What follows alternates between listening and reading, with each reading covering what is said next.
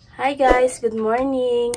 Ngayon ay August 9, alas 6 ng umaga. Kami ay pupunta ng palengke dahil meron kaming ganap bukas dahil unang taon ng pagkamatay ng aking papa.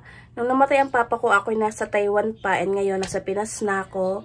So ngayon na lang ulit ako nakapag-vlog. So i-update ko kayo sa mga kaganapan ko ngayon sa buhay. So ngayon ay nandito na ako sa aming bahay sa Cavite. And samahan niyo ako mamalengke at mamimili kami ng mga ihahanda namin bukas para sa death anniversary ng aking papa. Ito ang aking papa. Death anniversary niya bukas. Ready na kami papuntang palengke. Ayan ang aking mama. Sama natin yung ate ko.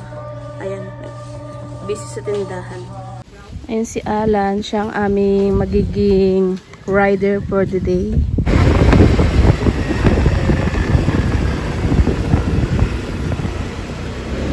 Wow! Wow!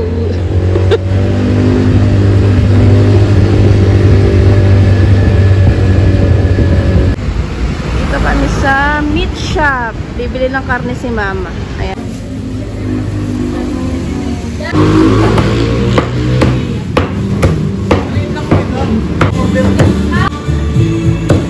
Kami ay pauwi na. Dala na namin yung karne na binili namin. And si mama, sa palengke na siya dediretso. Babalik ako ng palengke, magkikita lang kami doon ni mama. Iuwi lang namin yung isang box ng karne na binili namin. Naka-uniform na si Ala, papasok na siya sa trabaho, then ibababa niya naman ako sa palengke. Ayan. Pamadali na kami dahil baka malate siya. Palengke ng ulay. Ay, may binili, tapos na kayo bumili? Gulay. Wala, tapos na.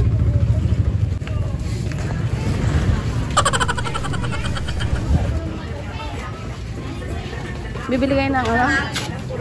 Yung mga harina na.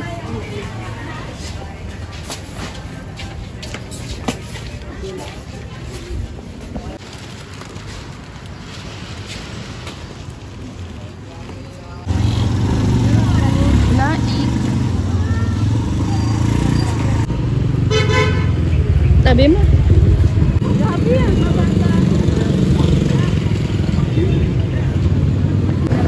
Ay, maiwan ko ito na. Ito kami sa Ultra Mega. Mag-grocery lang ng konti. Sundan natin si mama. Lahat na ang pinamili. Yung karne. Ito na yung karne ng baboy.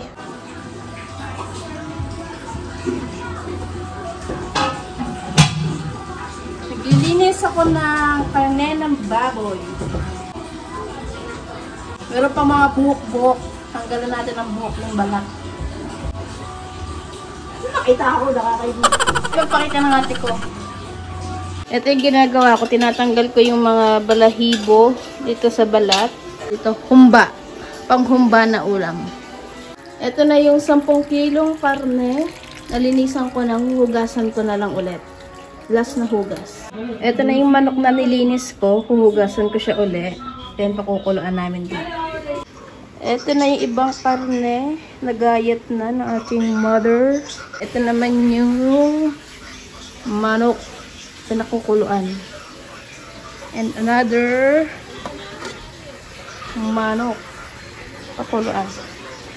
Luluto na kami ng humba. Gamit lang namin butane. Ito na yung karne, banana blossom, black beans, and yung pineapple chunks, at ang mga panlasa. Si mama ang cook. Cook. Hindi ang kain na din siya. Ito na ang ating humba. Ang mama ko ang nagluto nito, ako'y tagahalo lang. Ayan. Magagayat naman tayo ng gulay para sa kaldereta at pininyahang manok. Ayan. Pahinga muna si Berger, si mama. Pahinga muna. Lance, oh. Hi, Lance. Busy manood. Dito kami sa Dali. Bili kami ng evap. para sa puto. And bili kami ng cheese, dalawa. Ayan. Para sa aming puto. And stock na rin. Ayan. Kasi mahal.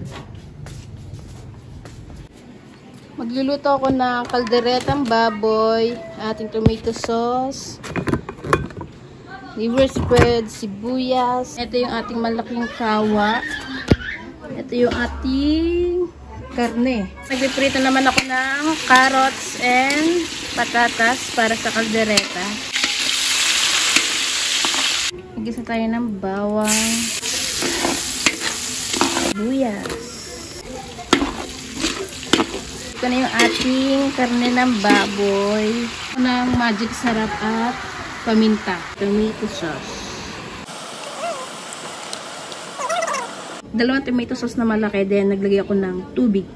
Next ay, maglalagay na tayo ng green peas. Ayan, frozen. More. Ayan, mix.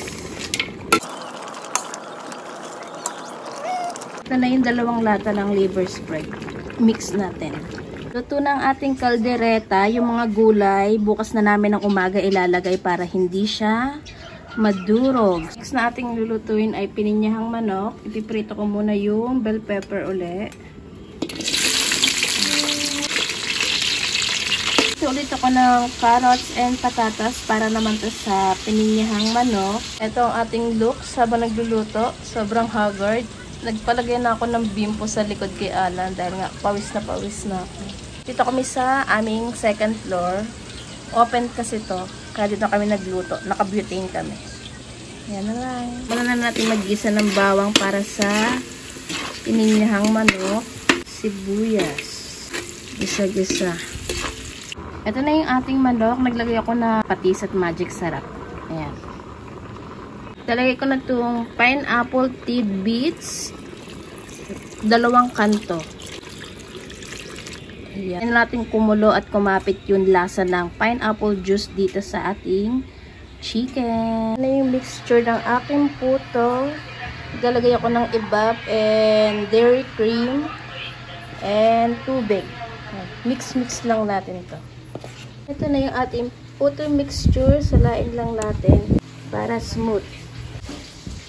Ready na yung ating pang mold ng puto. Ito na yung mixture na sala na yan.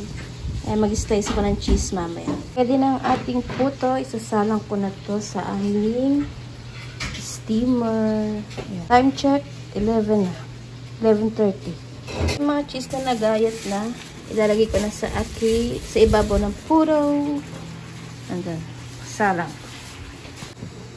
Ito na yung ating puto. Ito naman niluluto ni Mama. Puchero. Ito yung first batch ng ating puto. Palalamigin lang natin. Then, magsasalang tayo ulit. Dami pang gagawin. Busy. Today is August 10. Morning na. Araw ng pagkamatay ni Papa today. And then, ang aming table nakaset up. Log pa sila. And busy. Purple spot. You gonna buy it? I didn't know I need a purple spot. I didn't know I would get a purple spot. Ito na yung kunchinta. Last batch na lang yun nandun. Last batch. Ayan. Ito na kami sa puntod ni Papa. 1 taon na si Papa. Wala. Ayan. Ayan yung flowers. Nandiyan na sila Ate, Lance, and si Sheena. Ano si Papa.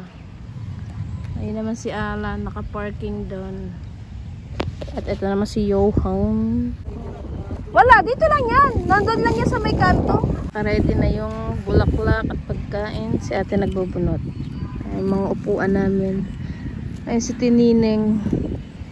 Si Ige. Si Lance. Uy. Uy. Takbo. Oh. Ayun na, sa kabila. Hoy, panyuma. Ito mo naman. Wala, yun naman nakikita. Okay. Ikaw na. Kanina hindi ba kabalog? Kulas lang naman marunong. Ito nagisingot mo dito sa werte. Isis, kaya pinagkapagtapaling sa imo nga lang doon nga nawo. Alam din ang talaga yung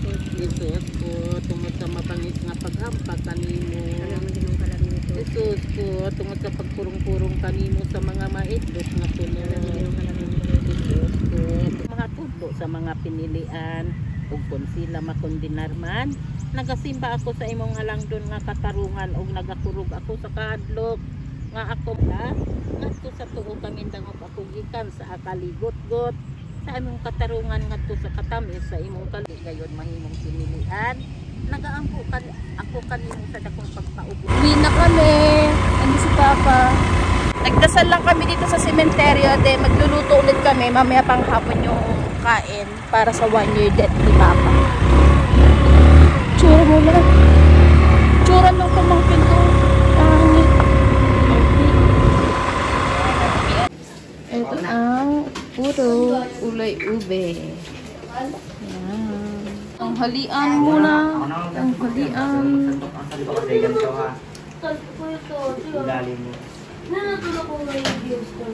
halian. Nanay ko, alam ko. Alin? Nagluto ng itlog. Itlog na nga lang, di ba masarap? Panchinta, puto, cheese, and yung violet na puto na ating biko. Ayan. Yung ating mga ulam wala pa. Pininihang manok. Caldera. Sabi niyo kasi kanina hamonado. Ito naman ay humba. Ito yung handa namin sa 1-year death anniversary ni Papa. Humba, pininyahang manok, kaldereta, and pocher. And punchinta, puto, and biko. And si Papa. Sarap lang. Miss you, Papa. Lord, sa oras na ito, kami po yung nagpapasalamat at sa pagbubunita po namin kay Uncle Panginoon sa isang taon niyang pagkakapiling sa iyo, Panginoon. Salamat po, Panginoon, sa mga pagpapala na inyong pinagkaloob sa pamilyang Salak, Panginoon, at patuloy niyo pong pag-iingat sa kanila. Lord, ang pagkain ng sarapan po namin, basbasan niyo po ito at magsilbing kalusugan at kalakasan ng aming pangangatawan at maging kagalingan po ng aming mga karamdaman. Kaya Lord, amin pong pinagkakatiwala sa iyo ang buhay ng bawat isa at maging sa aming okasyon na gaganapin sa araw na ito. Amin pong binabalik, kapapulit pasalamat sa pangalan ni Jesus. Amen. Yes. Dito, lalagay ko dito sa may kasi natulog. Yun, ito na yung malakas. Hindi. Dudong. So kaya daw, kuha lang ito.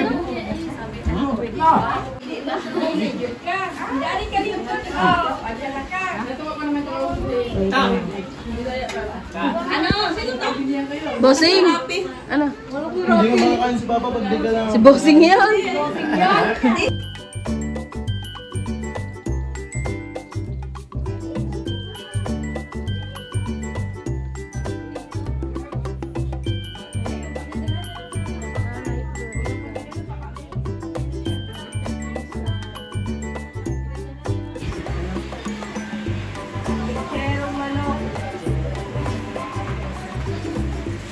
Sabi niya, nanay, pupunta ba ito doon na kay Tawjog? Bakit ba? No, 1 year.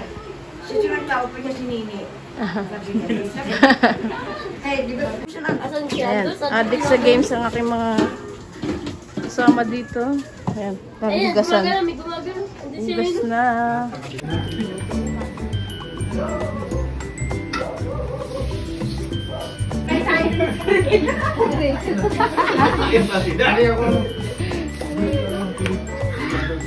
Hindi na malamig yung juice eh. Bigyan sila.